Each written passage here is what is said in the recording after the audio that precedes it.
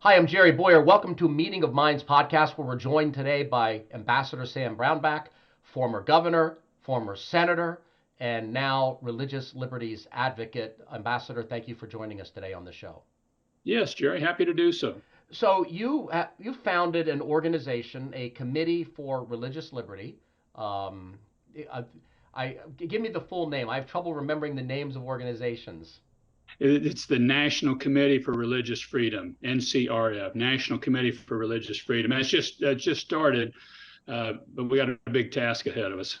Okay, so you just started it, and almost right out of the gate, you went down to the bank, old-fashioned way, to deposit a check with the teller, and what happened?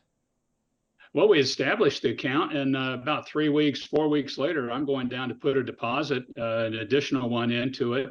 My wife and I had helped get it up and going, and the teller says, "I'm sorry, this account has been closed." And I was stunned. What did we do? We hadn't done anything. We just had gotten started. We had just opened it up, uh, and then they're telling us the account's been closed. So that was just it was very startling to me at that time. Yeah, and I mean, it's almost a humiliation in some ways. I mean, for that to happen that way, not to get notified by them, your bank, to actually go there and suffer the kind of humiliation of, oh, that account's been closed. Why? I don't know. There's something about that that's kind of, I don't know. You, you know what? It, it's Months ungentlemanly. It's unbusinesslike. Well, some months later, I got contacted by a lobbyist for Chase Bank and saying, "Well, we want to apologize for our bad customer service that we You did think? with you. And we're sorry about that." And then they didn't give me any reason for why they were shutting us down. And I thought this goes beyond customer service. I think this is seems to be far more than that. So you did have a conversation with somebody eventually. In other words, the teller didn't know anything, so of course you reach out to Chase, and you went through a few levels. Got a little run around, went through a few levels, and what did you find? They just said the decision was made at the corporate level. It's secret. We can't tell you why, and it's irrevocable. We're not going to change our mind. And then later, kind of as this matured more and more, the lobbyist for Chase got involved some, and they said, "Well, it's bad customer service, and we're sorry we apologize that it happened to you." But they didn't say we're going to reestablish. And then somebody else said, "Well, okay, if you'll disclose the people that are giving up to 10% of your funds to you, your criteria for supporting candidates that support religious freedom, we might consider reopening." And we said, we're not going to disclose that kind of information. You're not requiring that of other comparable groups. We don't have to disclose that kind of information to the U.S. government. Yes, Uh, it's a 501c4. The contributions are not charitable, are not deductible, so there's no reason for even the federal government to. Someone might say, oh, well, there's a subsidy. No, there isn't. C4s aren't tax deductible, if memory serves me right. correctly. So it's essentially none of the government's business. And it's really none of the bank's business either. Yeah, and so that they were asking for this, and we were just going, that just seems completely inappropriate that you would do that. And is that something you require of all of your 501c4, all of your nonprofit groups to disclose that type of information, which we haven't heard.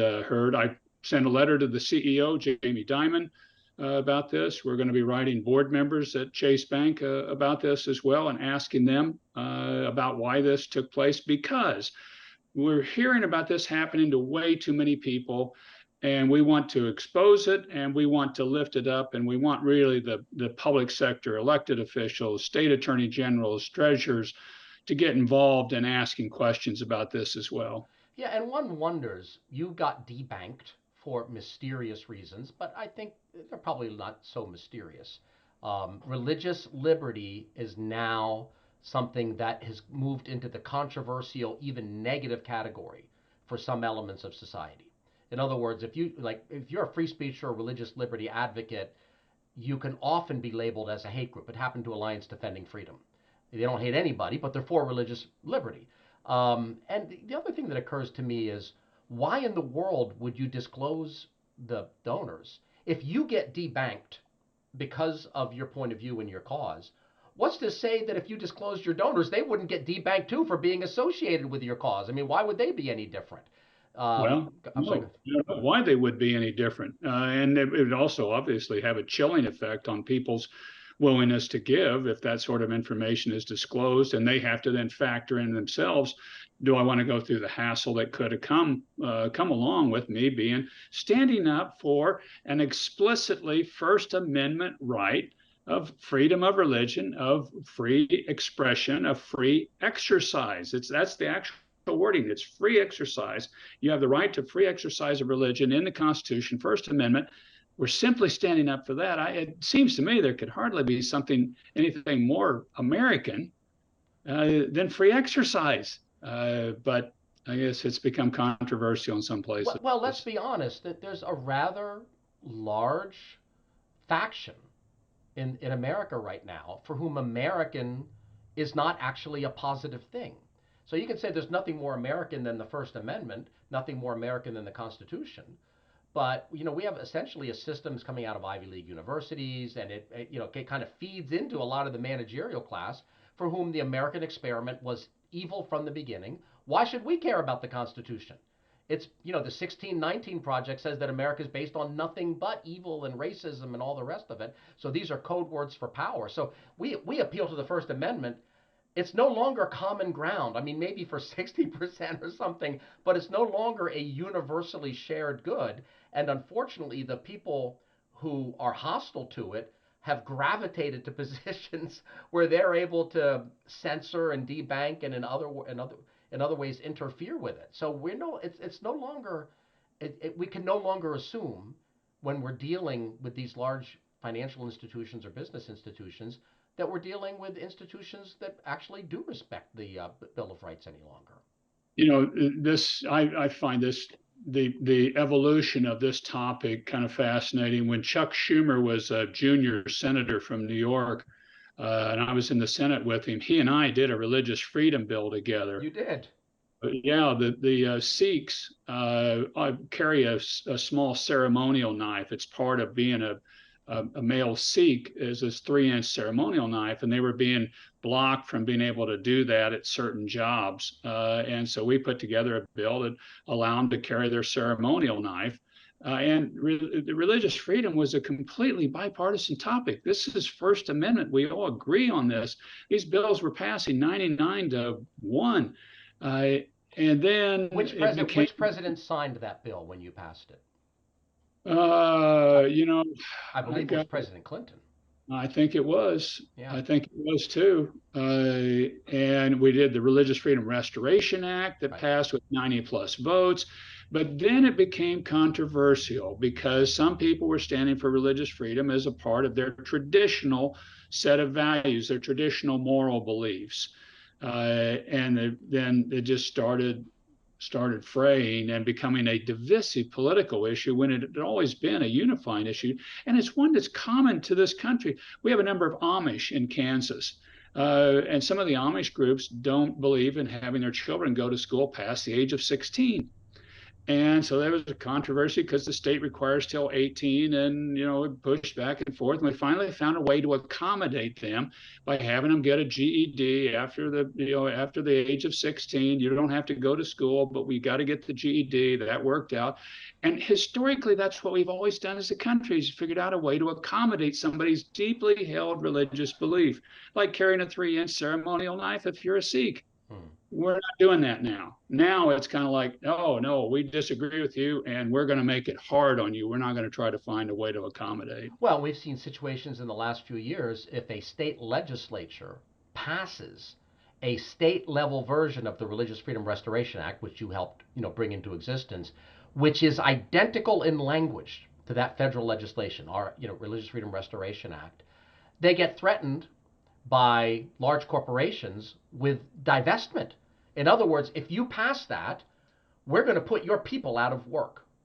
We're going to move operations out of your state to punish you. So that's how quickly, I mean, that's Yeah. how quickly that flipped from almost universal, you and Chuck Schumer and Bill Clinton all aligned, to the point where large corporations treat that like it's hate legislation. That's how quickly we've switched. And I saw it happen to me while I was governor of Kansas. So I become governor after I'm in the Senate. There's a Religious Freedom Restoration Act bill coming in front of me as governor. I hear about them debating it. I said, "Oh yeah, that'll be easy. That'll be a big bipartisan bill. I'll be able to sign it." Boom. It just blew up. And it was one of the most controversial bills of that session. And we had threats from corporations. And I just go, what happened here? This is a bill that federally passed and completely bipartisan, and then to be in this big partisan fight. And frankly, too, I think we're poorer as a nation when we fight about fundamental freedoms like religious freedom and free exercise. I think that really is harmful to the very design of the nation, to have this big, diverse nation with lots of different values. And this, I think, hurts people even that aren't religious, that are atheists. You don't want to have your religious freedom infringed upon either. Right, because the right to be an atheist is not, I would say, metaphysically different than the right to be a Catholic or a Muslim. In essence, it's the right to decide in your deepest core what you believe and what you'll pay allegiance to. Now, if you believe that humanity is the highest thing, you're a secular humanist, then that is that essentially, sociologically, anthropologically, that is a religion. So any apparatus that can say you can't practice your Catholicism could just as well say you can't practice your atheism when the shoe's on the other foot. Well, and not only that, it actually happens in places in the Muslim world. In Saudi Arabia, you get persecuted if you're an atheist. Right. And we stand up. When I was ambassador for religious freedom, we stood up for atheists in parts of the world that was required that you be of a certain religion. Say, no, you've got a right, freedom of religion, to not be religious. And this is a precious, deep human right that's the human right of the soul. And it's also, interestingly enough to me, religion's the one institution that has enough alliance and allegiance and pull in the heart to actually get a group of people to stand up to the government. Hmm. There's just not any other affiliation really exists around the world that has the pull enough to get people to stand up to a government. And that's why religious freedom is so important, is it actually acts as a counterbalance to government. Yeah, and to get sort of theological about this for the moment, the New Testament scholar N.T. Wright has made a point that I think is really powerful, which is that when Jesus rose from the dead, we think of that as kind of just a religious thing, but it has tremendous political implications because death was Caesar's ultimate sanction. Caesar could make fun of you, Caesar could take away. The worst thing Caesar could do was crucify you and kill you. And so at that point, when God raises Jesus from the dead, I'm going to be explicitly Christian here. When the Father raises the Son from the dead, when God raises Jesus from the dead, it sends the message. Actually, Caesar doesn't have the last word. So that gave Christians a boldness to say, I'm going to go out there and preach the gospel. Well, we're going to kill you. Yes, you might kill me, but we've just learned something. Death Yeah. isn't the last thing. There's a final court of appeals which shows up in the resurrection. So there never has been anything as powerful in the world as religion, particularly Christianity, to challenge the state. Because if you don't have something above the state, then you don't have something that can really challenge the state. And that's why that's why the state always has this, whether it's Christ versus Caesar or Moloch, versus Hashem, whatever. Something bigger than the state is the state's biggest weakness, and the state will tend to wage war against anyone who holds that there's something above it. And look at communist China today. They're at war with all faiths. They're at war with the Muslim Uyghurs. They're at war with the Tibetan Buddhists. They're at war with the Christians, with the Falun Gong, because of the very thing you just said, and also because they have seen religion, like what happened in Poland when John Paul goes to Poland and tells the Polish people when they're under communism, "Be not afraid." Well, I can tell you that the communist rulers in Poland and Moscow at that time were shaking in their boots when he said, "Be not afraid," because it meant the people Stand up, Right. be not afraid. And they did, and they threw off the yoke of communism. Well, the Chinese communists watched all that, saw all that, and they're going, we're not about to let that repeat. And they are at war with all faiths because they see it as the one thing that can stand up to them And it internally. and it's interesting because they're being afraid. Xi is afraid. You know, persecutors persecute because they're afraid, not because they're brave, not because they're secure. It's because they're. Herod killed the innocents because he was afraid. Pharaoh killed the Hebrew children because he was afraid, and Xi kills Christians and kills Muslims because he's afraid. Mm. Hmm. Well, all right. This is I got a little. That's a good point. Yeah. But I've observed it. I'm working on a book now on China's war on faith, and it's so striking to me the lengths at which they will go to kill religion. Their sworn enemy is the Dalai Lama. They loathe that guy, and they're sworn enemy of the Falun Gong. And you go, Falun Gong? Why are you guys scared about the Falun Gong? It's a religious group that's willing to stand against the state, Yes. and they certainly are of Christians and Muslims too. Hmm. I did an analysis a few years ago where I looked at um, the list of worst persecutors of the church. So this is specifically Christians, and did a statistical analysis with regime change. And the probability of regime change was much greater for the worst persecutors of the church. For instance, the Arab Spring nations all had regime change. They were all persecutors of the church. Tyrants should be afraid. They really should. Based on the data, they're on borrowed time. So just a thought. All right. So, but we're dealing with the United States here. So Yes. just a an observation. You mentioned the switch that took place where religious freedom went from being something kind of universal to something controversial. The other switch is that a lot of this stuff moved from political. You were able to win legislatively religious freedom at the national level and at the state level, and we'd win those at the state level. It moved from democratic to managerial state Yes. elite. It went to the corporations. And that's why that's who went after you. They didn't go after a legislature, or whatever. They went after you through the corporations. So just wonder if you have any observations about that. How this is, it seems like the front line is no longer the legislature. The front line is now the boardroom. It sure seems like that to me too, and that's a new front line to me. I mean, I've worked in the public sector most of my adult life, and so when the left took this fight into the corporate world, it seems like it's explicitly trying to avoid the public system that we have of governance at the federal, state, local level. That people get elected, you want to change it, you elect somebody else. We tend to win these fights when it's at the grassroots level. But what they've done is they've gone to the corporate boardroom. They've gone to the corporations and to take this fight there. And so I remember having a conversation with Justice Alito one time, and I was asking him, are we going to have religious freedom in this country? And he says, yes, you're going to have it in law. Hmm.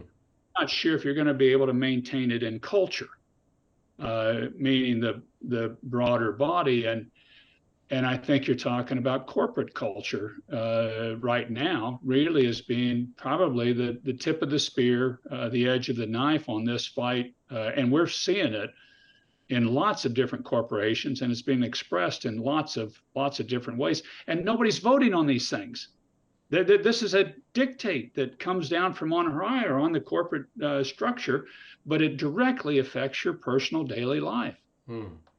Yeah, and we're not voting on these corporations, even though we have the authority. So, an irony here is if you look at the political and religious views of shareholders compared to citizens in general, shareholders are more conservative than citizens in general. So, it's really ironic. It's almost like every year, every publicly traded company has an election. And the demographics are such that it is a red state election demographically, but we lose them all, every single one of them, because we didn't know there was an election and they did know there was an election, so we didn't show up. Or we've delegated it to BlackRock or we've delegated it to the proxy services. Almost as if we're saying to the Department of Elections, I'm registered, but you decide for me, rather than cast our own votes.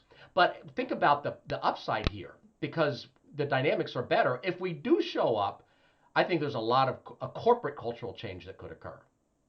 you're educating me on these things because I've just not paid any attention to these things. And I just always kind of gave it that the corporation was looking after the best financial interests of the shareholders. That's what I always understood was their duty, whether that was their fiduciary duty. It is. But that's not what's happening. And so I agree with you. I remember a lot of municipal elections in the state of Kansas. You'll have less than 12%, 15% of the electorate actually vote. People just don't show up and vote. So whoever does show up and vote has an outsized impact on what goes on in that city. Right. Well, same thing would be with the Well, shareholders yeah, then. like in a school board election, members of the teachers union, they show up to vote, right? The taxpayers not so much. I think that the number right now is that 20% of retail investors vote on proxy cards. So 80% of us aren't voting. Um, but of Yeah. course, that's the average. What that really means is Christians are probably way below that 20%, and people who are more secular, utopian, sexual revolution types are probably way above that 20%, which is why they're having disproportionate influence. They're more We, well organized. we need to get involved in those. We need to get people on corporate boards that have an active faith. We can do this. The left has done these campaigns. We can do this. I'm hopeful a lot of state treasurers' offices really start getting involved in this. A number of them help run or invest state pension funds, which have huge portfolios across the country. We really ought to be, if the corporations are going to put a series of liberal values that don't agree with a red state population, then we ought to be voting the other way Are with you that. familiar with the State Financial Officers Foundation? That's the group of essentially red state treasurers and auditors general. Derek Kreifels is the executive director, and are you in contact with that group? Derek's a friend of mine. He's a fellow Kansan. I'm going to be Oh, that's speaking to that group. But Oh honestly, wait, you're gonna be at the conference? I'll see you there. oh, good. I, I hadn't thought about this issue at all prior to them starting to raise these issues. And I hadn't thought about that until you start seeing these strange actions by these big corporations where they used to be neutral on all these big social issues. And then they start taking a side. And you're going, why? You guys haven't ever done that in the past. Why are you doing it now? And why are you taking their side, the left side, instead of the right side on this? I mean, if you're going to take a side, why not pick us? yeah, But there was no, I would rather myself that they they don't just pick a side. stay out. Stick to the Yeah, day just job. stay out. Just pay attention to maximizing the benefits to your shareholders, your financial benefits to your shareholders. Well, we live in a world. You and I believe, I think, both believe in something called original sin, which is a human fallenness or tendency. It's not inevitable, right? Augustine said, we're able to not sin, after redemption. So it's not that we have to sin, but we have a tendency to sin. That's a human nature. And so if we leave something unattended, won't it automatically kind of go in that wrong direction? And we left corporations unattended. We focused on politics. That's great. We focus on our church life and our family, right? We're raising families, right? That's great. But to some degree, we left corporate life unattended. So whether you're talking about original sin or just entropy, it's going to tend to go wrong unless we go in there and push it to go right. Does that make any Yeah. sense? Oh, it does. I mean, it's what is it? The third law of thermodynamics, that things go from order to disorder. Yeah. I mean, that's just a natural tendency that our institutions end up doing. Right. I just, Entropy, second law. this is all, this really is a new world to me that I was noticing features of it, but until this chased away campaign, I was just kind of, I guess that's probably happening some, but I didn't think it was necessarily happening that much. Or I always thought, I'll bet there's some other reason going on here. And then when it happened to the National Committee for Religious Freedom, I was going, wait, we hadn't done anything, and this happened. So Well, isn't, that's isn't that how it always happens, though? Isn't that we're rolling along doing our business, and then something comes to us, and maybe we don't even want to deal with it, but that's what puts it on the agenda, and that's what's happened. I think a lot of people who are active, they were busy being grandparents or be entrepreneurs or whatever, and then that agenda, that ideological agenda, came and intruded into their life, and all of a sudden it's like, oh. It's worse than I thought. Now I have to do something. And I think they're going to rue the day that they canceled your bank account. I think in the history of this will be a turning point of significance where they probably are going to go back and say, we probably should have let Ambassador Brown back and his group alone rather than doing this, because I think it's going to activate something that's going to really get things moving in the right direction. And it really wasn't even what we were focused on. We wanted to get activists in the school boards, state legislatures, federal level that would stand for the free exercise clause. That was what we were initially intended to do.